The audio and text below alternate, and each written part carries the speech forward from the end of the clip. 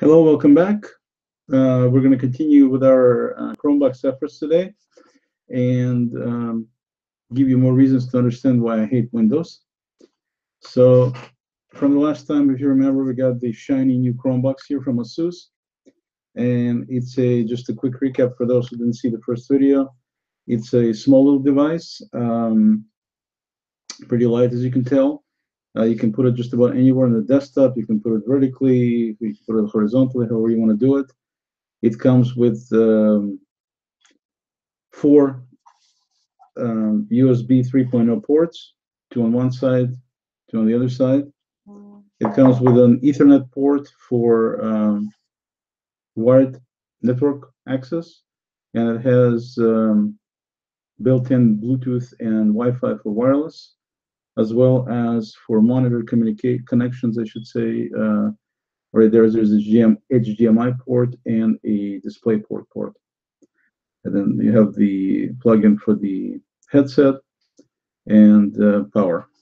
Power comes with a little brick, so it's about half the size, a little bit less of the actual unit itself. Very easy to tell where is the power with a fairly long cord. And we're going to go ahead and hook it up in real time today. So one of the things I did was I got this Logitech keyboard mouse combo, wireless mouse, and this was about, I think it was something, actually I'll tell you exactly what it was. It was, so the Chromebox itself was $170, $169.99 to be exact.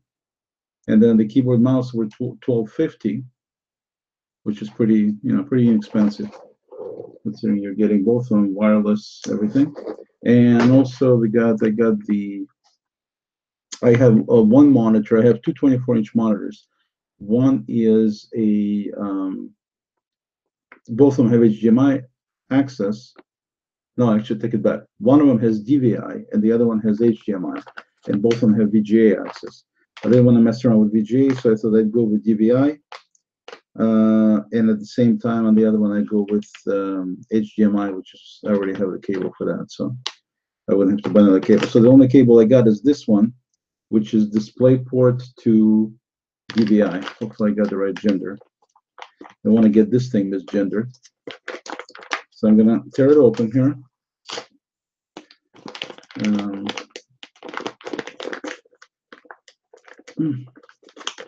Does it want to tear open?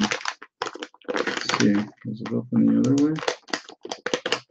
I might have to use brute Russian force here. I did. And so there's the cable, and there's all instructions.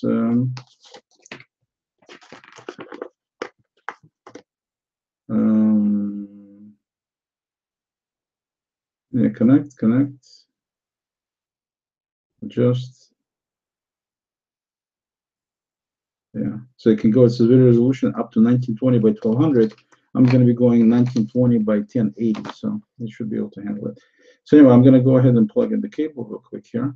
I'm right now set up on my Windows machine. Is still up and running, and it's running on both monitors. So I'm gonna, hopefully it's not gonna kill the whole thing here when I disconnect one of them. Hopefully Windows will simply adjust to the other monitor. But knowing Windows, which I hate, did I mention that? We'll see how it goes. So yeah, so the DVI is got one of these scary looking connectors, and the DisplayPort is a little much smaller version like that, and it only goes one way, as you can see. And so we will plug in the DVI connector, I'm sorry, DisplayPort connector right here. Make sure I plug it in correctly. There we go. Okay.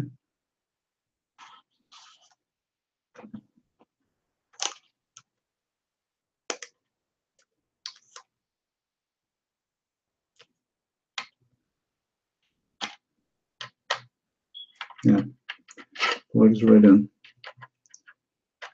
Excellent. Okay, so that's plugged in, and then we're going to plug in. Right now, I'm not going to hook up the second port monitor because I'm doing the Hangout here, so it wouldn't make much sense to disconnect everything.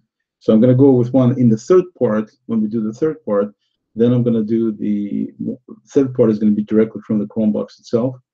In that case, we're going to completely bypass the Windows approach here. We'll just use it as a remote machine.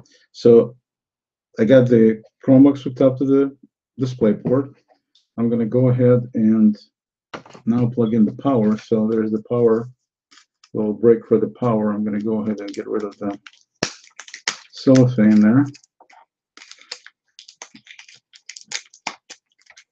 Okay. And that goes in the garbage. Awesome. And I'm going to go ahead and plug this into the power strip somewhere. Power there. I have power right down here. Okay. It's not going to be pretty here, so I apologize for the lack of pretty setup here. Just 1 second. I'll be right back with you. Actually, I'll plug it in down here.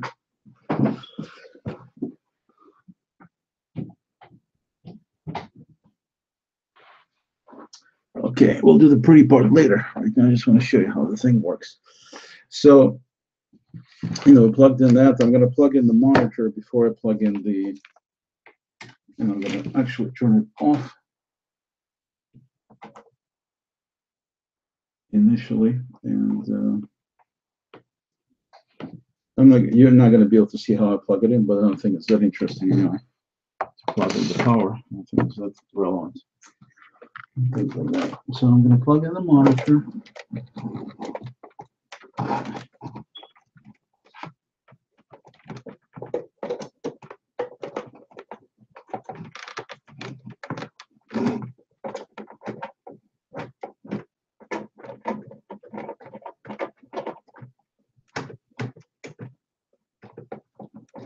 So I'm screwing in the DVI cable, and in this particular case, it was a male connector on the monitor, so you need to buy a female cable to make it all work.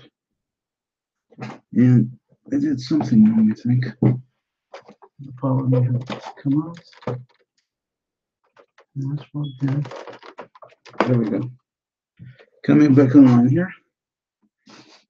Okay, and we got the monitor back, so there's the monitors right there. And so I got these, my 2 monitors, like I said. Monitor 1, monitor 2. In a blur. Okay, so now we got the monitor plugged in, and we've got the power available. So I'm going to go ahead and let me see if I can switch here.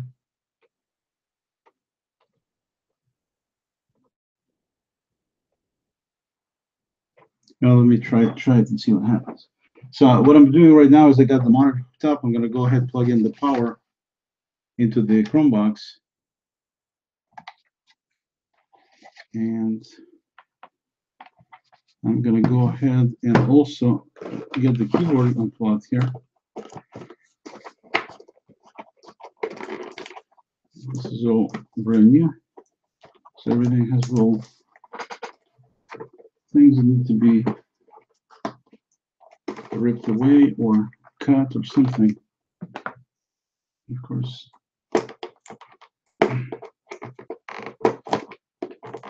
There we go. Much better. So we open up our $12.50 keyboard, and the thing slides out. And as you can see, it's got a little arrow there pointing out where the top front is, I guess, where the opening is for those who are extremely dense, which wouldn't be us, right? And we'll put this away, and so the keyboard is, nice full-size keyboard. It's got, let's see, it says it needs 2 AA batteries, and it actually looks like it has 2 AA batteries, which I just dropped one.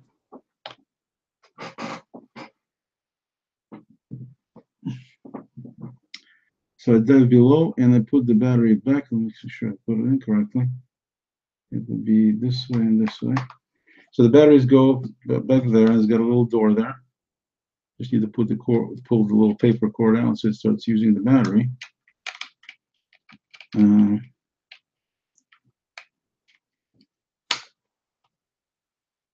Yeah, like that. Okay.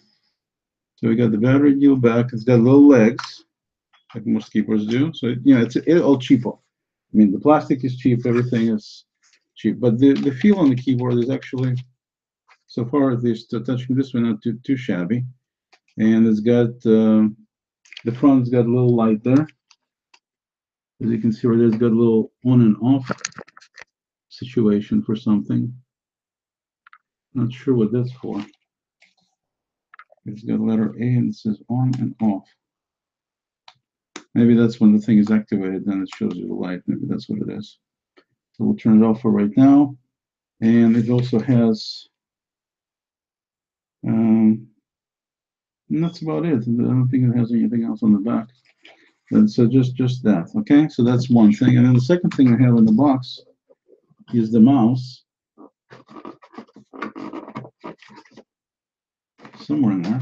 I hope. Well, I don't see it. I don't see the mouse.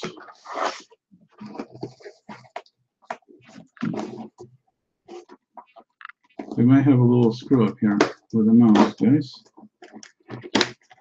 No, we don't. Good. Okay, so the mouse is hidden on the other side there. And the mouse comes with a little, there is also a little dongle right there, as you can see, which we will carefully but diligently extract from there. Yeah. And so I'm going to put this away. So essentially, you have several pieces of equipment. So we've got we'll pull the cord here, so it activates that. And we've got the on and off switch here. So on and off switch on the back. You can get it rolling. And also it's got the, keyboard mouse, Logitech, roller. All that seems okay. And then we've got the little, tiny little USB plug-in for it that controls the whole thing. And so what I'm going to do is, so the mouse port itself, if you open it up, it comes with a battery, which is AA battery, and it also has a little slot in there on the side. I don't know why they didn't put initially, that you can put in the actual little USB dongle right in there. So if you need to store it and move it, you can actually keep everything in the mouse, keyboard mouse. You don't have to worry about losing it. And you just pop the back open, take the dongle out, keep the battery in, obviously. And it's got a little on-off switch. So I'm going to go ahead, plug in the dongle. We'll do one thing at a time. And the dongle, doesn't really matter where the dongle goes. I'm going to plug it on the back because put it in the bottom port. So put it right there, and it just kind of sticks out like this. You can see just a little bit. No big deal. Okay, and we'll be on the back of the unit anyway, so takes up very little room. So we still have, out of 4 ports, we still have 3 ports left, which is plenty. So you can do things like hook up the camera. Like I'm going to hook up my camera to one of them. And so that will leave me with 2. And now basically I really have the basic setup. I mean, I have everything in here. I have the camera, I have the mouse, I have the keyboard. Using up 2 USB ports, I have 2 more USB ports open. And so I could potentially hook up a printer if I wanted to, USB printer, although most of the modern printers come with wireless capability, Wi-Fi. So you don't really, once you configure it, you don't really need to do anything with the ports and have a cable. You can just do wirelessly.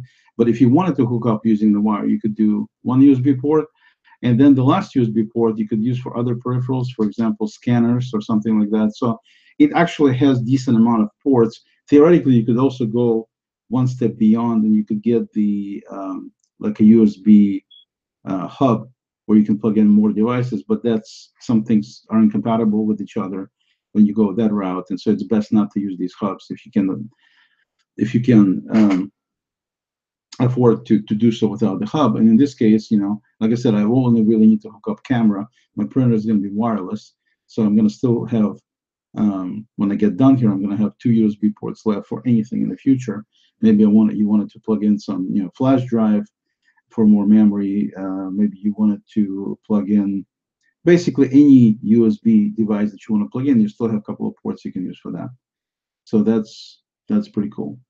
Okay, so we got it plugged in. That's it. So now I'm going to go ahead and see if we can do this. And I'm just going to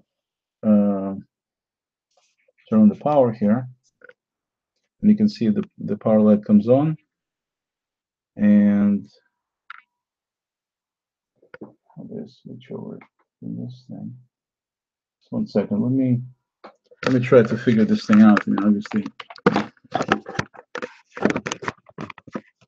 need to try to figure out how to switch sources here.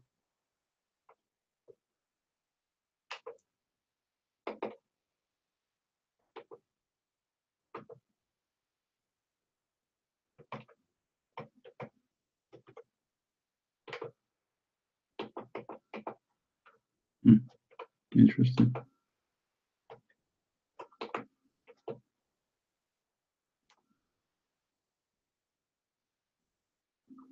There we go.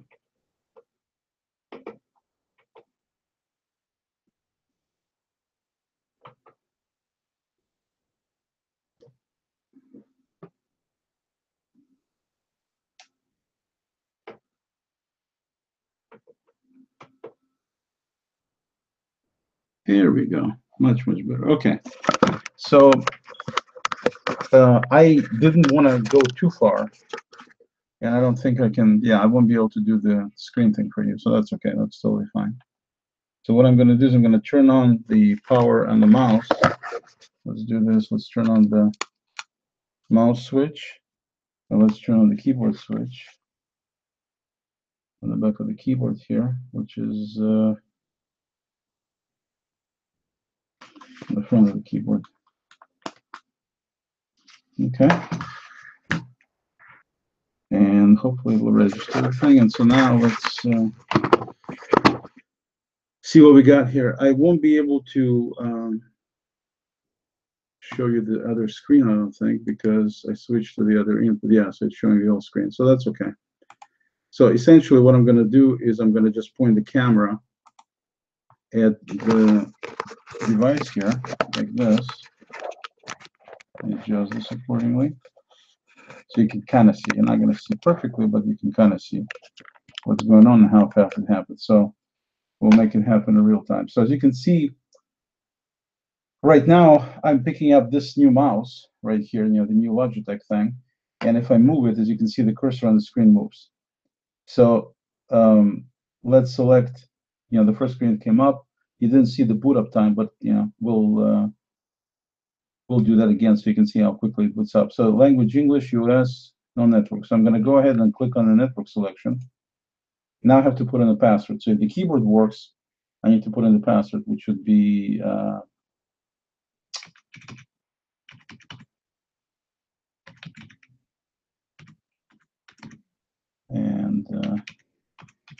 that's my password.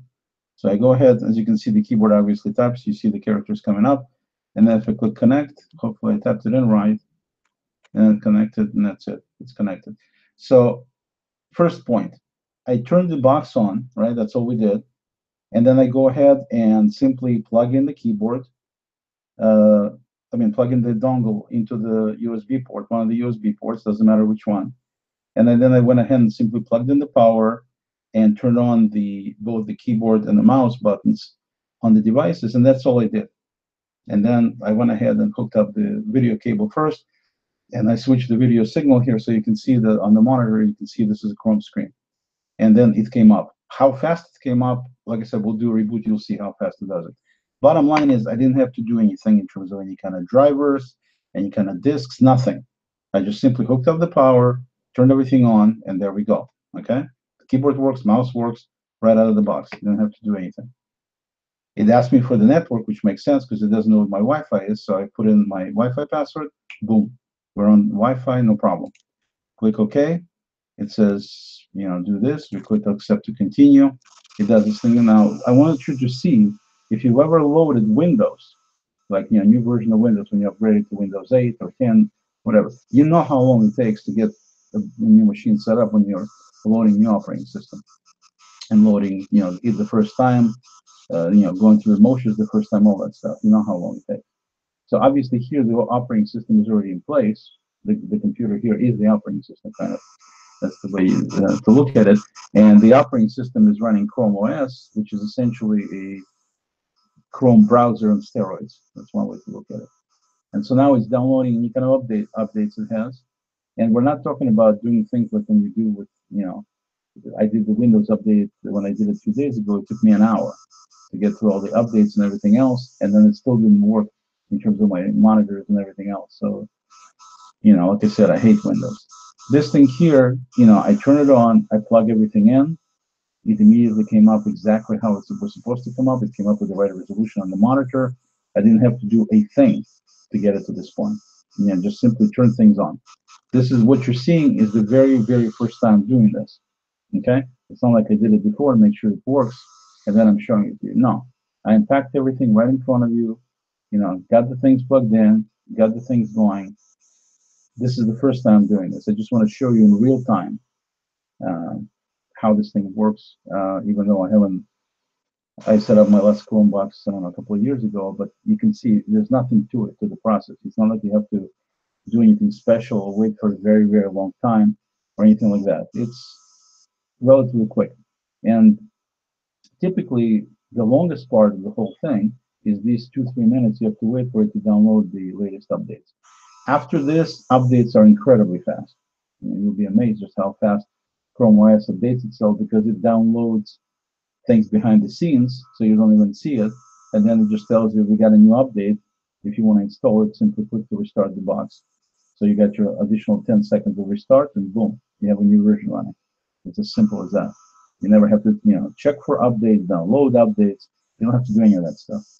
You just, it will automatically update next time you restart the machine anyway, even if you don't click on the little up arrow at the bottom of the screen on the right side there. So let's talk a little bit about, for those who don't know what Chrome OS is, let's talk about that. As you can see, you have a nice background that you can, set to be anything you want, just like you're used to doing on other computers. On the bottom left there, you have the shutdown button, and it allows you to do restart, shut down, power up, all usual things that you're used to on Windows. It's the same thing here. On the right side, you have the you have a little taskbar at the bottom here, just like Windows does. On the right side, you have the clock, you have the Wi-Fi identifier, indicator, I should say, and then you have the language you're using. So if I right-click on it, you can see it comes up and says it's a US keyboard. And if I right-click on here, click on that, you can see there's all kinds of different potential keyboards you could be using as input methods. You also have, various accessibility options with, large mouse cursor. You can have spoken feedback, very similar to accessibility mode in Windows. You can have high contrast mode, screen magnifier, on-screen keyboard. So basically a bunch of options for accessibility for I think I was trying to reset it to whatever. I thought I maybe made a change. That was a mistake, I guess. And there we go. It goes back up again to that. And maybe it's because of download. I'm sorry. It just happened to be at the same time. So it has nothing to do with me selecting anything. It just was time for it to reboot for the new updates, and you can see how long it took to get it to reboot and come back up. So now I'm going to go ahead and type in my account, and I'm going to type in my password. Now, in my case, I happen to be using a two-step authentication, so that's my phone chimes in, and on my phone it comes in and says somebody's trying to sign on with this device. Let me show you here, right there, and it shows, the device says, is it you or not? So I said, yes, it's me, and as soon as I click on yes, it continues with this thing. So if you set up two-step authentication in your account, you can see that if anybody even gets your password, they won't be able to log in without your phone and being next to it. So there we go, right there. So it goes ahead and comes up and shows some basic icons on the bottom, as you can see right there. I got Chrome, Gmail, Google Doc, YouTube, and then set up Google Plus, and that's pretty much it. If you click here on the launcher, then you'll be able to see the apps that come up. And of course, the first thing it does initially, because it's a brand new machine, is it's setting up my account with whatever options I had set up before. So as you can see on the bottom right here, now we have a little coffee cup. And the reason we have a coffee cup is because that's what I chose for my sign-on for my account on Chrome. So when I sign on, it shows a little coffee cup. You can see we've got Bluetooth enabled, even though I don't really need to use it right now, but leave it on. But you can certainly turn it off. I got connected to my Wi-Fi. Cast device is available, meaning I can cast to my Chromecast down my TV.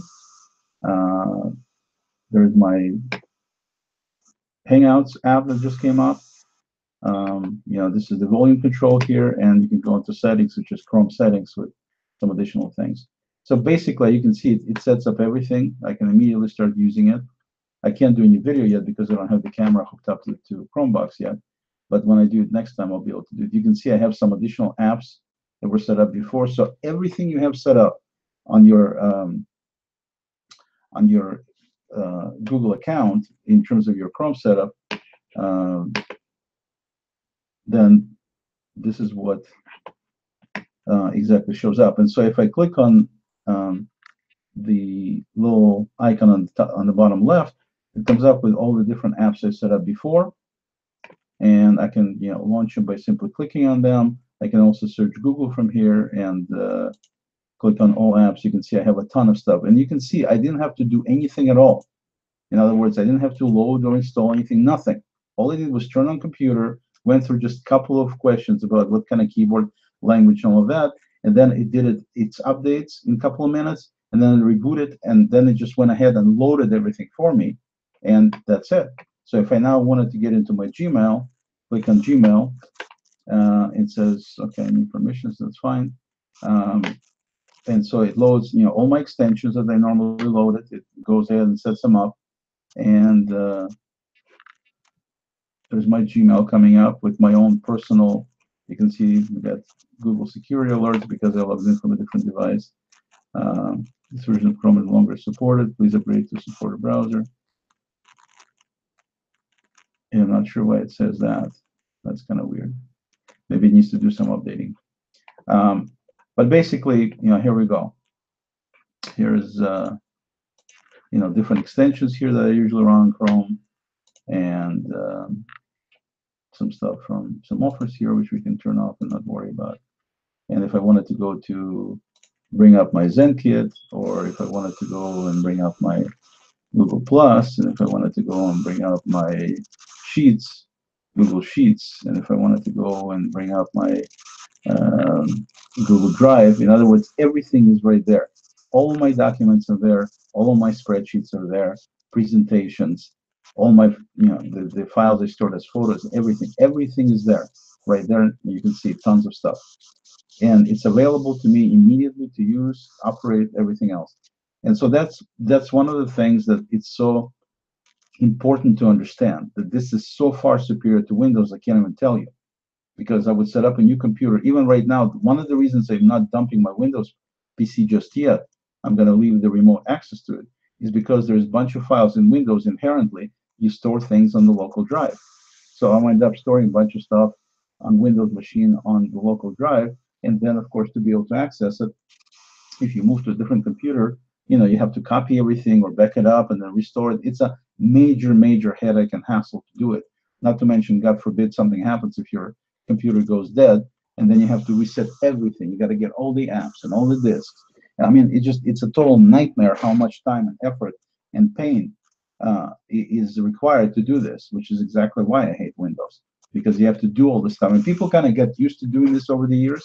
It's just kind of part of the course, if you will, because we've always done it this way. That's what it takes. You got to admit, most of the time it works. Once you get it adjusted, yeah, I do admit it does. If it didn't work at all, nobody'd use it. I understand that. But then you look at something like this, something that literally took me a few minutes here to set up and going, and I got everything I need right there. I don't need to restore anything. I don't need to get any tapes or any discs or anything else. I don't need to install any applications. I don't need to do anything. I just simply logged in with my account, and there it is. There are my Google Sheets. There's my Google Plus with everything in there. As you can see, going through it, first time it takes it a little while to load, but not bad at all. It's not that much slower than doing it somewhere else. And then once it's in cache, of course, it's that much faster there. And then, it says, log into. So, of course, things like this, for example, require logging in. And so I log in with Google. So the first time I log in with Google, so it knows who I am. And then once I get there, boom, there is all my stuff. There's Mira, there's my 10 dishes, Spectrum, and everything else. So next time when I get in, it'll already know who I am. So some apps you have to just do a login. But in terms of Google stuff, it already knows who I am. So I don't have to do anything special. I'm going to go to my calendar, click a new tab, click calendar, boom. And as you can see, it just opens up and opens up and opens up, and it's all there. And I don't have to do anything else. And this is the reason why I love this kind of computer and this kind of setup, is because it's, for me being a computer guy, it's not difficult to sit down and set all the stuff up, to load applications and to restore data and to get configurations and get the drivers. Yeah, I've done it a million times. I can do it again. That's not the point. The point is it doesn't need to be that complicated. It doesn't need to be with that much hassle and take up that much time of your life.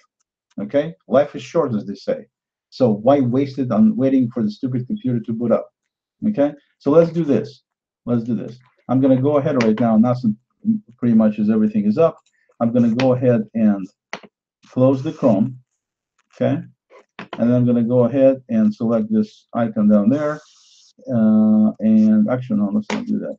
For now, let's do click here. And here I'm going to go ahead and say this little icon here is to do a shutdown from here.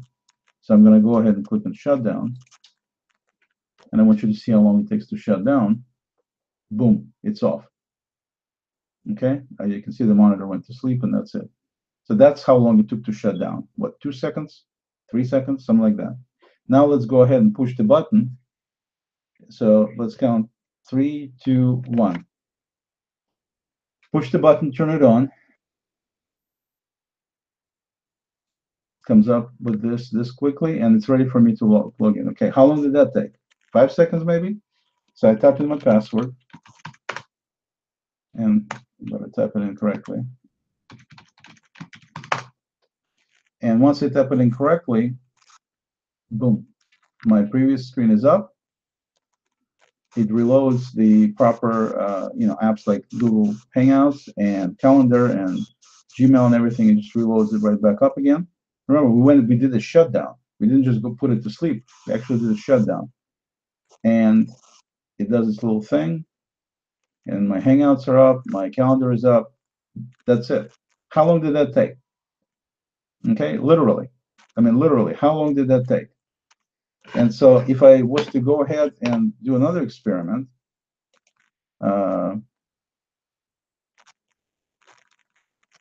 let's see. Well, we're not going to, we'll do it, let's sign out here. And by the way, you can have multiple accounts here, so you can see only one login. I can have as many users here as I want. Like computer downstairs is my wife, both of my kids, everybody has their own individual accounts. Okay, so what we're going to do here is we're going to shut it down. And then I want to do something a little different here. I'm going to go ahead and, let me see here. Let's go to a different screen here.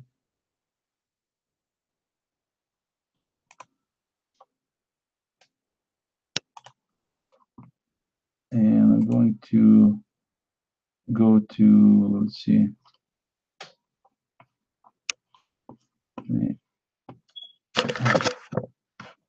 Can't see what I'm doing here. Let's see how we're going to do this. So first, let's do this. Let's go ahead and start up the, let's start up another window here where we're going to set up a timer. Let's just actually time this stuff.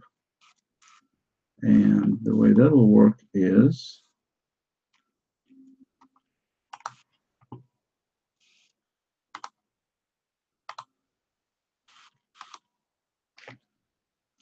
let's see.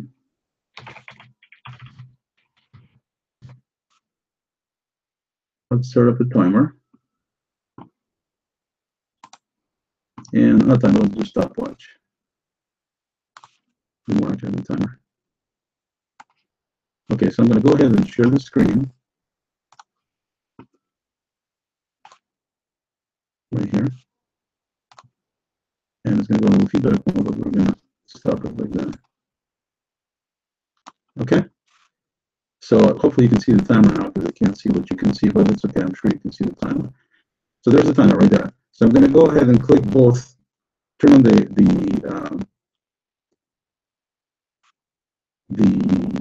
Chromebox and start the timer at the same time.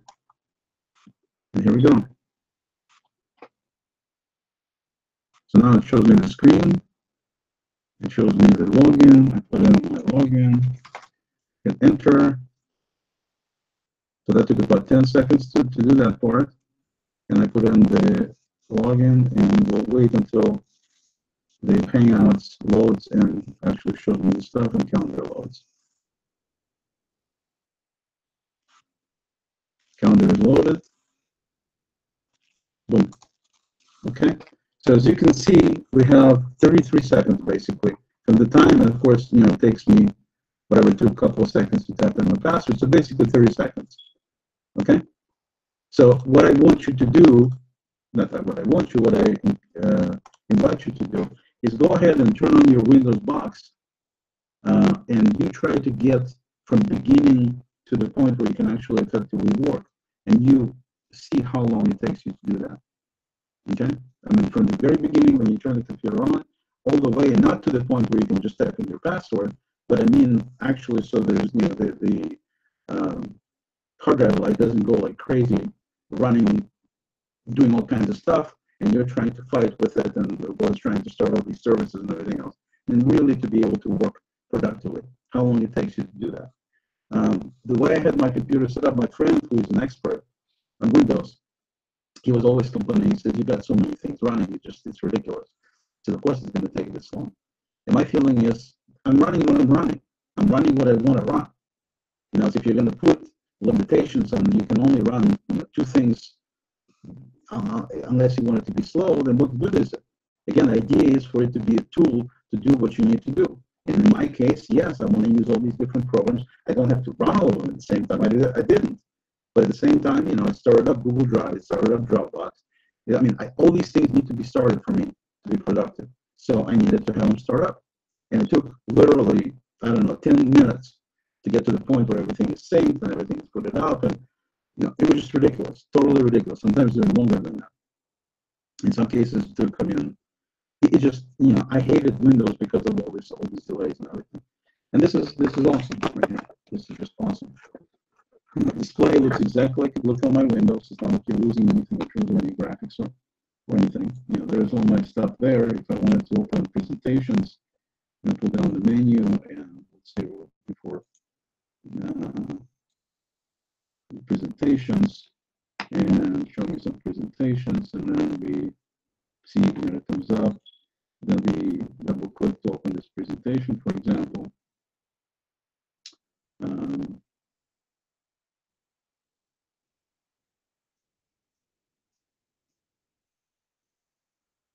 Double click. There you go, I didn't double click, I'm sorry. Okay, so you double click, it loads up with Google Slides, and then everything is loaded. This is, I don't know how many slides this one has, but in other words, if you compare the loading time it takes for this and for Windows, it's extremely comparable in terms of pulling resources for Google Drive. You don't have any kind of, in fact, something's loading even faster on this one than on a relatively decent Windows machine. And then, if I do my present thing, full screen, everything works. How some people talk about the old Macs and everything, saying that it just works, when in reality it really doesn't in many cases. This thing actually could be used, you could use that statement here. This just works. And it looks nice, and you can see the animations are smooth, so the graphics are handled properly, and in fact they actually look smoother and nicer than they look on my Windows when I was doing it on Windows. Okay, so no problems there. Hit the escape to get out. I'm going to go ahead and close this window. And if you go to Google, say we went to Google itself to search, and we'll search for US news. It comes up pretty quickly. Scrolling, you can see it scrolls as fast as you can hear me scrolling. and pictures come up. I mean, obviously none of this is cached at this point because this is the first time I'm pulling all the stuff up here. As you can see, the graphics, everything comes up pretty fast. I do have a decent connection to the internet, but I'm just saying everything works together well. It's not just the connection that's important. You also need to have, decent processing power and graphical power and all of that. If we go to YouTube, let's go to YouTube, for example, and to pull up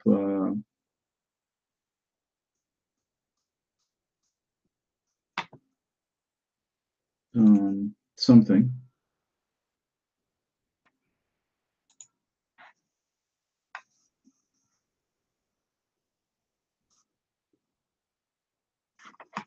Can't hear it because it's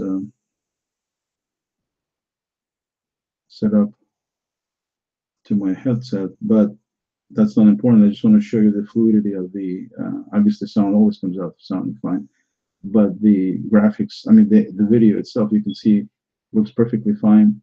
If we go to full screen mode, then we see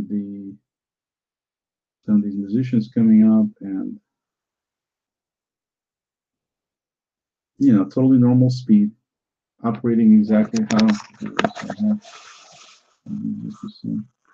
It's kind of a darkish thing, so let's get out of this thing. And let's go to Amazon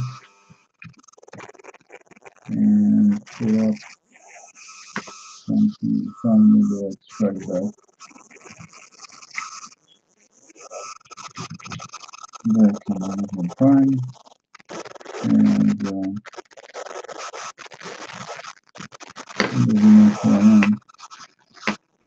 let's see if we can sign in here.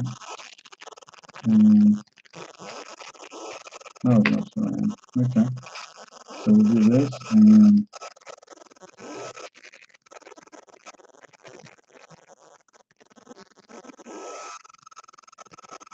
Amazon sometimes takes a little while to load. So I mean there is content, so don't be surprised it's not Chromebox, it's Amazon. So let's let's put this up. And there you go. You can see it's showing normal speed.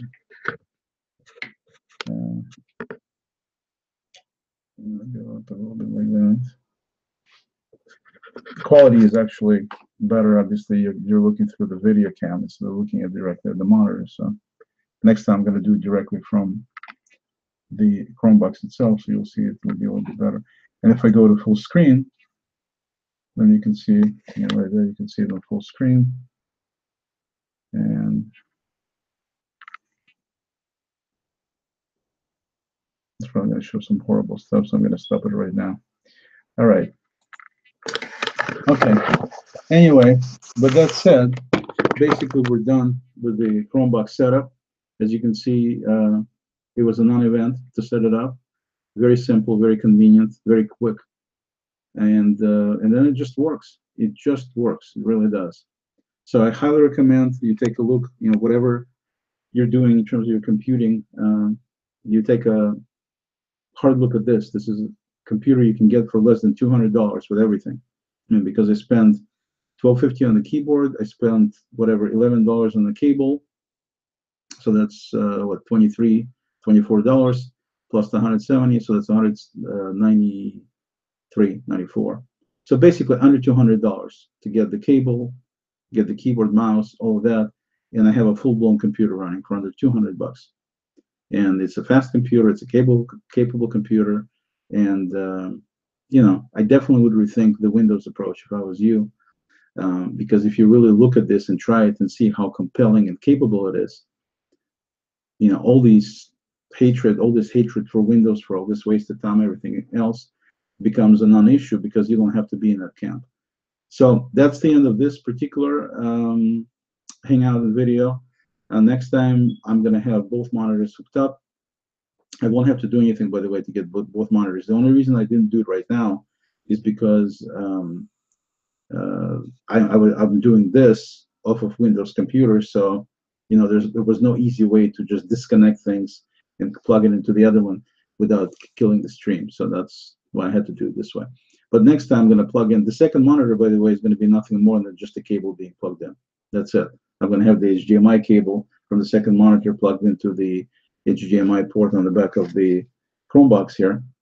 So there's the display port plugged in, and I'm going to have HDMI plugged in into the second one. And that's it. That's the only thing I will have to do. And then the whole thing with two monitors, being able to stretch, being able to move windows around, all of that is all going to be automatically in place with Chrome OS. It's just like magic. I mean, after screwing around with Windows and having all kinds of problems doing this kind of stuff, it's amazing to see how you can just plug something in and it simply works. And that's what this Chrome device does and Chrome OS does. So if you have any questions, feel free to drop me a line on Google+. I'll be happy to answer them. And happy holidays. Holidays are coming up. So happy holidays to everybody. And I will talk to you next time. Thank you.